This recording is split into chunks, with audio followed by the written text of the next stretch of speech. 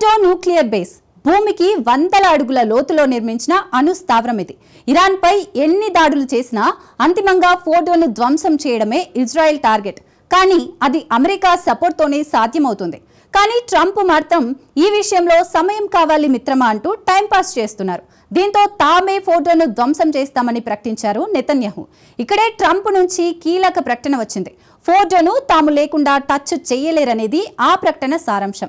ఇంతకు భీకర దాడుల ద్వారా ఇరాన్ను ధ్వంసం చేస్తున్న ఇజ్రాయెల్ ఫోర్డో విషయంలో మాత్రం ఎందుకు విజయం సాధించలేకపోతుంది? తమ సాయం లేకుండా ఫోర్డోను టచ్ చేయలేరని నెతన్యాహు ఎందుకంటున్నారు? ఈ మొత్తం ఎపిసోడ్లో నెతన్యాహు నెక్స్ట్ యాక్షన్ ప్లాన్ ఏంటి? Watch this. అగ్రరాజ్యం లేకుండా ఇజ్రాయెల్ ఫోర్డోను టచ్ చేయలేదా? ఇజ్రాయెల్కి అంత సీన్ లేదని Trump ఎందుకంటున్నారు?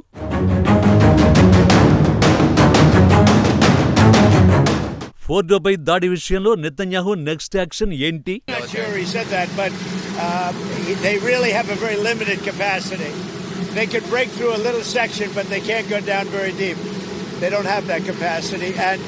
We'll have to see what happens. Maybe it won't be necessary. Maybe it won't be necessary.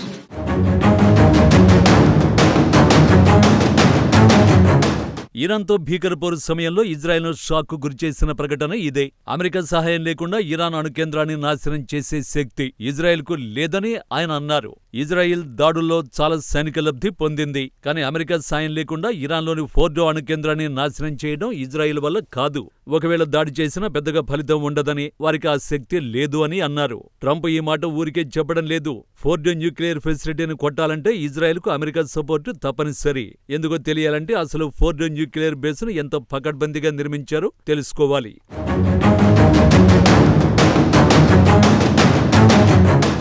Israel క్షిపణి దాడుల్లో ఇరాన్లోని నటాన్స్, ఇస్ఫహాన్ అణుశక్తి కేంద్రాలు చాలా వరకు ధ్వంసమయ్యాయి. అక్కడ అణుబాంబులు తయారు చేసే పరిస్థితి లేకపోవచ్చని అంతర్జాతీయ నిపుణులు అంచనా వేస్తున్నారు. ఇక మిగిలిన అతిపెద్ద అణు కేంద్రం ఫోర్డో. అందుకే ఇజ్రాయెల్ సైన్యం దీనిపై గురిపెట్టింది. ఇరాన్లో షియా ముస్లింల పవిత్ర నగరం ఖోమ్కు 20 మైళ్ల దూరంలోని ఫోర్డో అనే గ్రామం వద్ద కొండ కింద 262 నుంచి 295 అడుగుల లోతున అణు కేంద్రం నిర్మించింది. దీని గురించి తొలిసారిగా 2009లోనే అందరికీ తెలిసింది. ఇరాన్ నుంచి కొన్ని కీలక డాక్యుమెంట్లను ఇజ్రాయెల్ నిఘా సంస్థలు చేజిక్కించుకోవడంతో ఫోర్డో గురించి కీలక సమాచారం బయటకొచ్చింది. ఫోర్డో కేంద్రంలో అణుబాంబు తయారీకి అవసరమైన సెంట్రిఫ్యూజులు 2700 వరకు ఉన్నట్లు IAEA ఇటీవల ప్రకటించింది.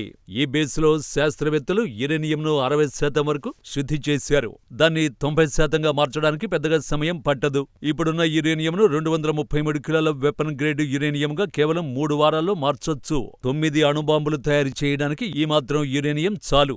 ఇజ్రాయెల్ భయానికి అసలు కారణం కూడా ఇదే. అందుకే ఫోర్డోను టార్గెట్ చేసింది. కానీ అది అనుకున్నంత ఈజీ అయితే కాదు. ట్రంప్ చెబుతోంది కూడా అదే. Prime Minister Netanyahu said that they had the capacity to take out all of Iran's nuclear facilities.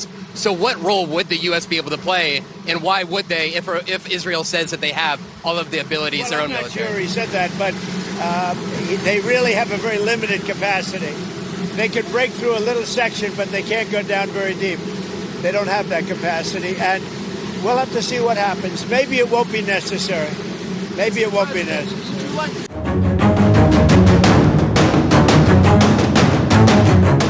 America మద్దతు లేకుండా ఫోర్డోను ఇజ్రాయెల్ టచ్ చేయలేదని ట్రంప్ అన్నారు. ఎందుకంటే భూగర్భ స్థావరాన్ని ధ్వంసం చేసే ఆయుధాలు అమెరికా దగ్గరే ఉన్నాయి. బంకర్ బస్టర్లుగా పిలిచే GBU-57 బాంబులు మాత్రమే ఫోర్డో వంటి స్థావరాలకి చొచ్చుకుపోయి దాడి చేయగలవు.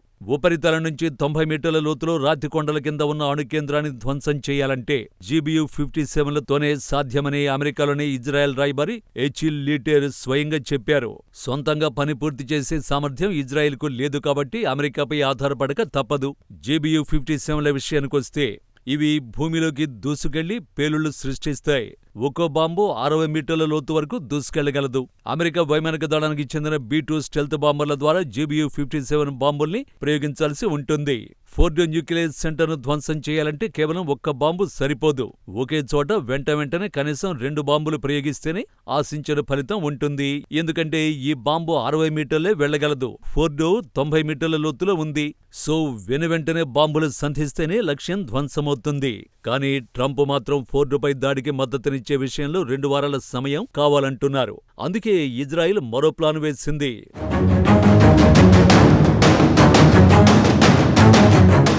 అమెరికా మద్దతిస్తే ఫోర్డోను నిమిషాల్లో నాశనం చేయొచ్చు. అలా జరగని పక్షంలో ప్లాన్ బి అమలు చేయాలి అనేది నెతన్యాహు వ్యూహం. ఆ ప్లాన్ బి విషయానికొస్తే అణుకేంద్రం లోపలికి దారితీసే సొరంగాల ఎంట్రన్స్లను ధ్వంసం చేయడం, అలాగే గాలి ప్రసరణ కోసం ఏర్పాటు చేసుకున్న వ్యవస్థల్ని నాశనం చేయడం. సొరంగాలు, విద్యుత్ సరఫరా వ్యవస్థను ధ్వంసం చేస్తే లోపల కార్యకలాపాలకు తీవ్ర అంతరాయం కలుగుతుంది. దీంతో అణుబాంబు ప్రయోగాలు హఠాత్తుగా ఆగిపోవచ్చు. దెబ్బతిన్న వ్యవస్థల్ని పునరుద్ధరించుకోవాలంటే చాలా సమయం పడుతుంది. ఇటీవల గాజాలో సొరంగాలను ధ్వంసం చేయడానికి వాడిన స్పాంజ్ బాంబు కూడా తెరపైకి వచ్చింది. ఇది పేలుడు పదార్థాలతో కూడిన బాంబు కాదు, కానీ ఓ ప్రత్యేక రసాయన గ్రెనేడ్ రూపంలో ఉండే విధ్వంసకర ఆయుధం. ఫోర్డో విషయంలో నెతన్యాహు ప్లాన్ బికి ఇది సరిగ్గా సరిపోతుంది. ఎందుకంటే టన్నెళ్లను, ప్రవేశ ద్వారాలను మూసివేయడంలో దీని తర్వాతే ఏదైనా. స్పాంజ్ బాంబులో ప్లాస్టిక్ కంటైనర్లు నిల్వ చేయబడి ఉంటాయి. ఇందులో 2 వేరువేరు రసాయన ద్రవాలను వేరుచేసే మెటల్ బ్యారియర్ ఉంటుంది. బాంబు యాక్టివేట్ చేసిన వెంటనే ఈ రసాయన ద్రవాలు కలిసిపోతాయి. తద్వారా అవి గమ్యస్థానాన్ని లక్ష్యంగా చేసుకుని చెలిమేలా వ్యాపిస్తాయి. ఆ తర్వాత టన్నెళ్లు తెరవడం కష్టమైపోతుంది.